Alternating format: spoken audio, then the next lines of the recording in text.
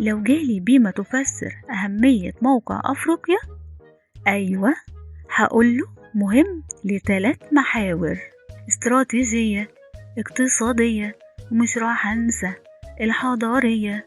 استراتيجية دي بتشرف هي على أهم ممرات مائية. باب المندب وجبل طارق دول ممرات طبيعية، وقناة السويس دي ممرات بشرية. المحور الثاني